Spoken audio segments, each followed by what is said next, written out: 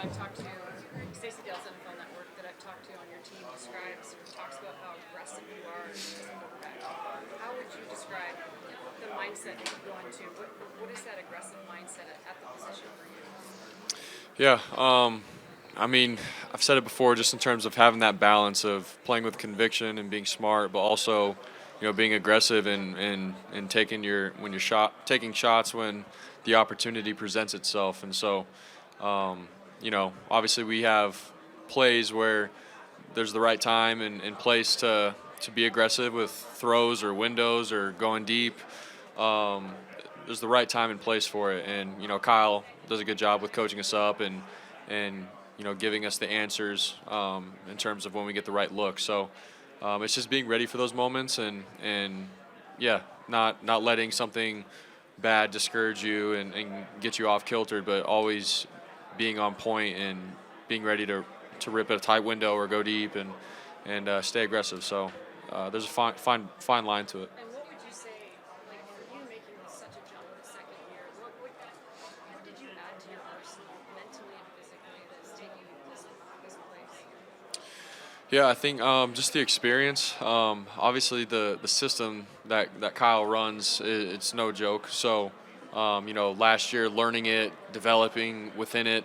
Even though I played towards the end of the year, I still feel like I had a lot of growth to do within it. And so, I feel like this year I'm a little bit more comfortable with it, and I'm continuing to still learn it and how he sees and views the game. And but I feel like just being within the system and being under him has allowed me to understand the quarterback position more and play better within it. So that's mentally. Physically, obviously I was coming off just surgery and rehab, so it's just been all about mobility and obviously getting my arm back to strength of where it needs to be. So those all I think help me honestly take my game physically to the next level as well. So and I'll always I'll always say that I need to get better with that too. So that'll be something, as my career goes on, I'll continue to chip away at.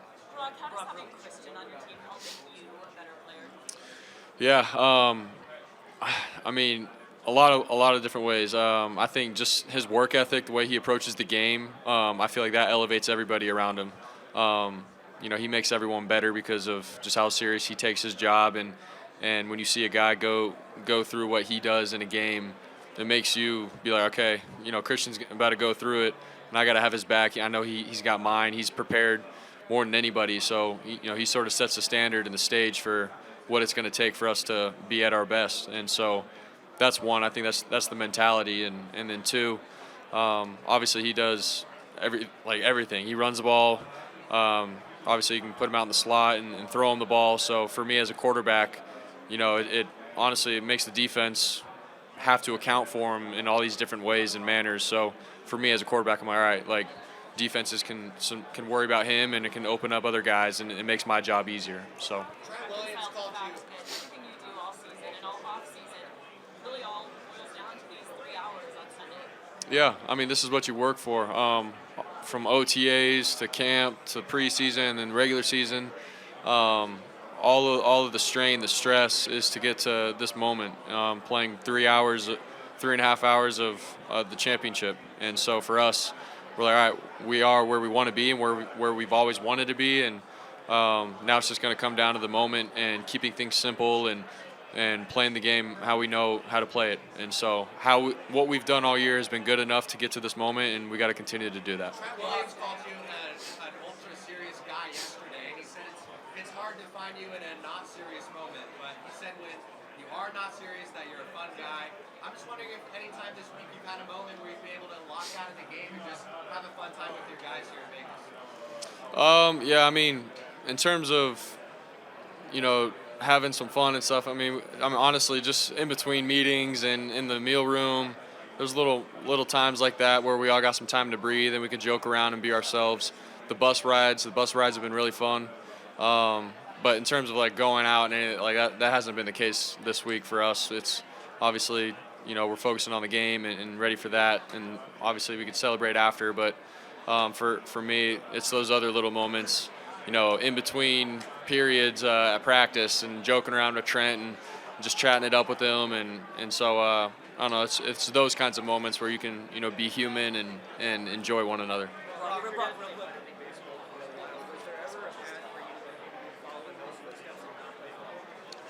I played baseball my whole life growing up. I didn't know which sport really, baseball or football, until I got to high school. When I got to high school, I just felt like, just my love and passion for the game of football is what I wanted to do moving forward. So my sophomore year was my last year of playing baseball, and I knew that football was probably going to be my future, and that's the route I went. But I'm sure if I was all in on baseball, I probably could have had a future in it. I don't know what that would have looked like in terms of going D1 and professional after. I don't know. So, but I always loved the game because of my dad and his career that he played. I played third. I came in relief pitch. I hit pretty well, but I feel like I was pretty consistent on defense, and I did my job on offense. I was hitting probably third. So, but not bad. Brock, I asked a lot of guys on the team already if they would get a tattoo of your face anywhere on their body for a guaranteed Super Bowl win. Some said yes, some said no. Shouldn't the answer be yes every time? Yeah, I think so. Yeah. No, I think it'd be funny. I mean, if it took getting a tattoo, we can make it pretty small and get a Super Bowl win out of it. The answer, like Yeah. people said, how big do I have to make it? Yeah. It's small. Yeah, 100%. Yeah, so I think Debo told me that actually. Did you ask Debo this? Yeah. So I was like, dude, you better have said yes. So.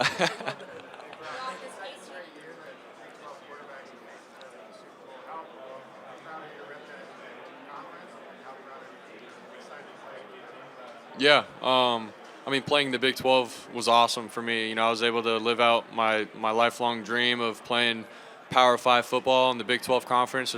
For me, there was nothing better, man. We're playing in places in Oklahoma and Texas and West Virginia, like all these great environments in the Big 12, and I'm always going to be appreciative of what the Big 12 has done for me, giving me the platform to go and play, and then obviously being able to play Patrick in the Super Bowl with him representing Texas Tech. I just think it's all pretty sweet, so I'm very proud. Brock, this defense is playing some of its best game right now. Is there anything you see from their coverages that you're I mean, yeah, they're very sound, and for me, it's more about I think when they pressure, being ready to answer their pressures and be on point with that. Obviously, I think their secondary does a great job with just being sound and not allowing big plays. They keep a lot of things in front of them, and they all play together. And more than anything, I think they're physical. They fly around and they hit. So obviously, it's a great challenge for all of us on offense, and for myself, being able to see what they're doing, post snap. And they've done a good job against good quarterbacks this year. So for me, it's going to be a great challenge, and for all of us, the receivers, O-line, everybody, we got to be on point for this one. Brock, you guys, what kind of impact did the Perry High School football program have on you? And how did growing up in Arizona to your time at Iowa State lead you to this moment? Yeah, I mean, playing for Perry in high school, for me, I learned a lot of just about discipline and being on time to things and being held accountable for just everything that I did for my teammates and the program and for the school of Perry. Honestly, when I got to Iowa State, like just the way things were ran, everything was very discipline oriented at Iowa State too, and I was ready for it because of Perry. And so you just learn a lot. You learn obviously to respect your teammates and to work hard. You got to work for what you get. So I'll always be appreciative of that at Perry and Coach Jones and how they did it. And yeah, what was the other question? Just how is growing up in Arizona helped lead you to this moment? Yeah, and then just the community I had in Arizona, like everyone helped each other out. Everyone was so supportive in what you did, whether it was sports or life or school. I was very fortunate to have the community that I had in Queen Creek and Gilbert and Chandler. So many good people in my life, and at the same time, like everyone worked for what they got. Nothing was given to anybody, and my dad and my parents, like they always taught us, you got to work for what you get, and obviously you get respect out of that and that kind of thing. But I just love the way everyone thinks in Arizona and where I'm from, and just good people. You have a lot of charity work out there, including with Team Emory. Why is that important to give back? Yeah, it's huge.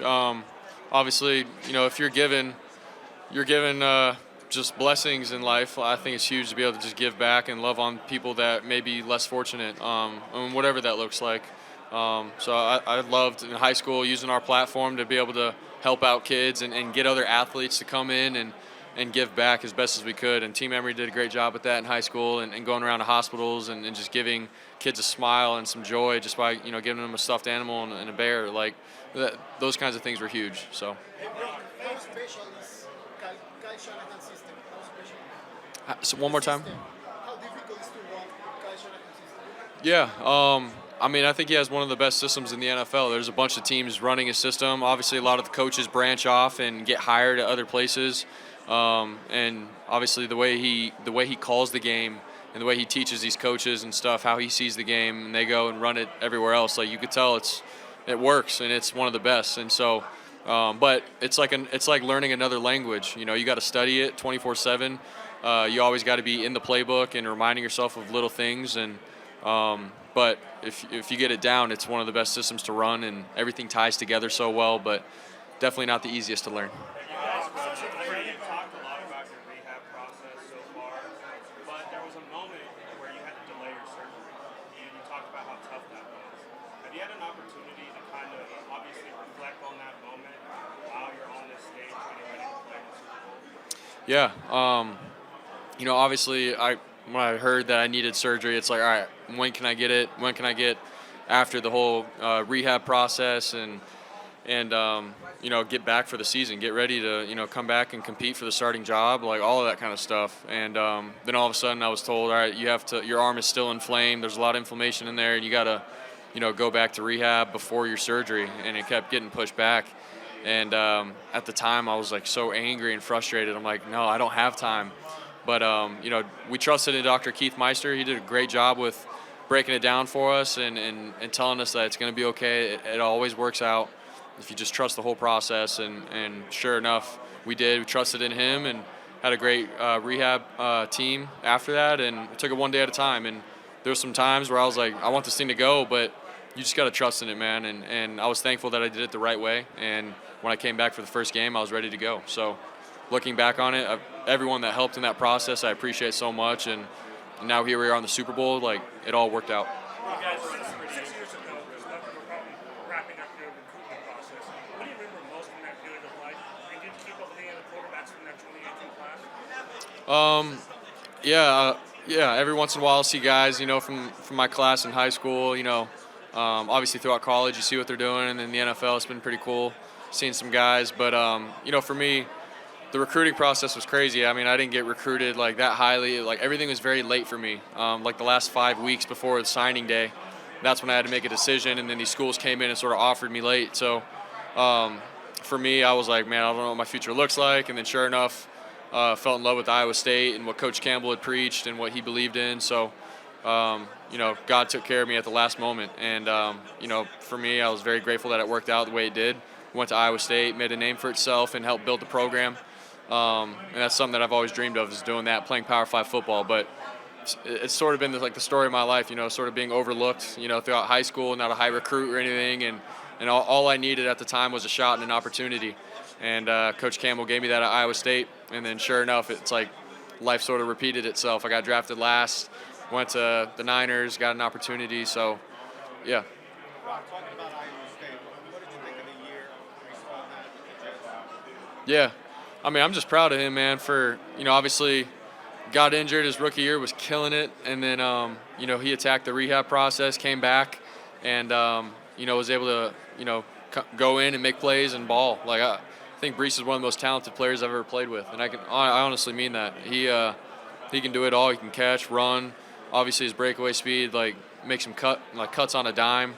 Brees is so talented. So for him to come back from that from the ACL, man, I was so proud of him, just the way he handled it.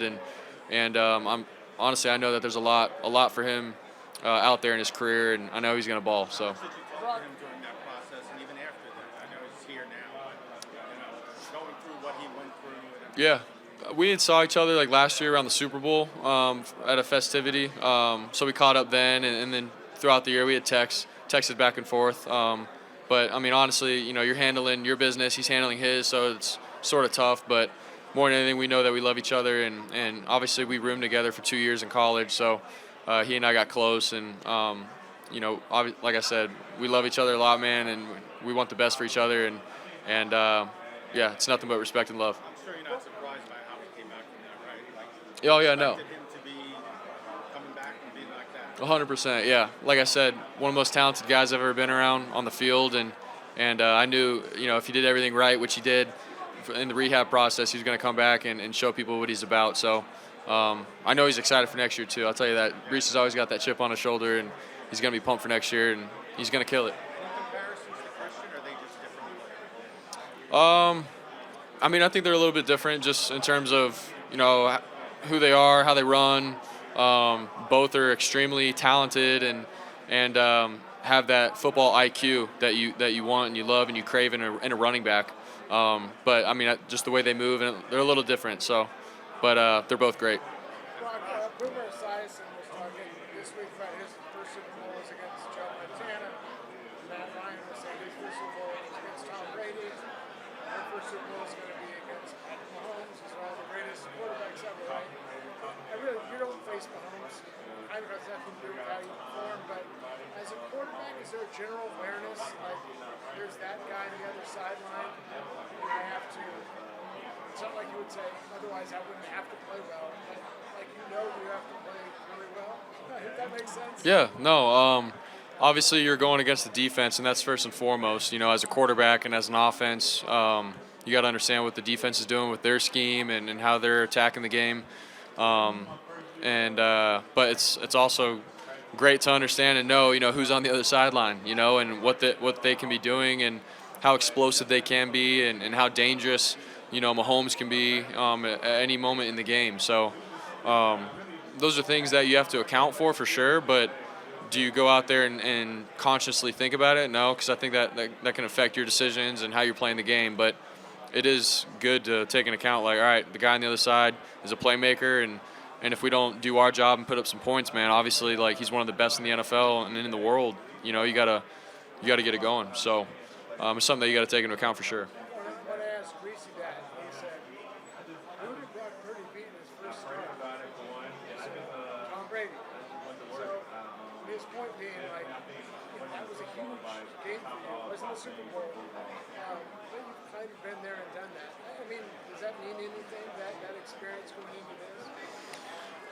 Yeah, I mean, I think it's very similar just in terms of Tom Brady's on the other sideline, like we got to put up points, we got to score because that's the greatest of all time on the other side, let's try to not give him the ball as much as he can, and let's dictate the game, let's, obviously try to have the ball as long as we can and put up points at the end of the day and keep the ball out of his hands. I mean, it's common sense.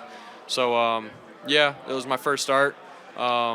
In the back of my mind, like, we were up 21-0, and I'm like, I don't care, that's Tom Brady on the other side, man. We got to keep going. We got to keep scoring. So I think it's similar for the Super Bowl, yes, but that's with any great quarterback that you play with throughout the year. So first and foremost, we got to go up against the Kansas City Chiefs defense, and they're really good. So I'm expecting 35%. Okay, there you go. Some of the great championship winning quarterbacks. This is the fourth quarter comeback quarterbacks. You had two now in the last few games. Do you consider yourself to be one of a good fourth quarter quarterback? Do you expect to see this Sunday? Yeah, I mean, for me, I feel like I have to continue to prove that, to myself, to my teammates. Obviously, we did that for the last two games in the playoffs, which is obviously not easy, but for me, I still feel like I have a lot to prove. And so, obviously, we'll see, how my career goes and everything. And then at the end of the day, we'll be able to make a judgment on that. But for me, it's a Super Bowl. I want to do as best as I can for this team and this organization to win. At the end of the day, that's all that matters. And so, but down the road, we'll find out. How does it feel to become such a lightning rod for so many pundits and players arguing angrily whether you're overrated or underrated? Like, how does it feel to be in the center? I know you're trying to tune it out. I know. Yeah. No, it's all good. I mean, that's the sport, man. That's the nature of it. You're in the NFL. Everybody's gonna be watching you. You're in a spotlight. People are gonna, obviously want to see you have success, and some people are going to want to see your downfall. Like, that's just the nature of it. And so, honestly, it makes it entertaining. It makes it sort of fun. Do I get wrapped up in it? No, but obviously, you hear things every so often, and I think at the end of the day, after all this is said and done, it'll be something sort of fun for everybody to look back at. Yeah, sometimes, yeah. Yeah, it's part of it. Makes it fun. After the NFC Championship, Brandon Ayuk's mom gave you a hug. Juwan Jennings' mom took a photo with you. What makes this locker room so special, and have you ever been in a locker room this close, especially as a quarterback? Yeah, I mean, everyone's got real genuine love, man. I mean, obviously within the players, but the families, like, everyone's so invested and bought into what we do, and obviously for us to be able to stick together and win and go on this journey together, it makes it so much fun for our families and friends to come along with us. And so, yeah, after the game, being able to hug BA's mom and JJ's mom, it's real love, it's authentic, and it feels good. So, but yeah, we got a tight-knit group. You can ask all the other guys that come from other teams and stuff. They're like, dude, this is a special group. Obviously, I haven't been anywhere else, but from my 2 years of being here, it's legit. Brock, now that most of the practices are done, you have a couple more days till, I guess, review film. What do you think the last film you're going to want to watch to get you ready for this? I mean, I'm not really sure yet. Is there going to be a certain game or whatever? There might be. But where I'm at right now is, we got to review film and what we're trying to do against the Chiefs, and that's first and foremost. But, being able to look at some of the big games before that this defense has played in and the moments that they've been in, I think that'll be pretty crucial to look at. And, I mean, we've already watched the 19 Super Bowl, the playoff games that they've just recently played in. So there's a bunch of good games you can watch and that we have watched. But honestly, I think for me, it's just going to come down to reviewing what we're trying to do against this defense.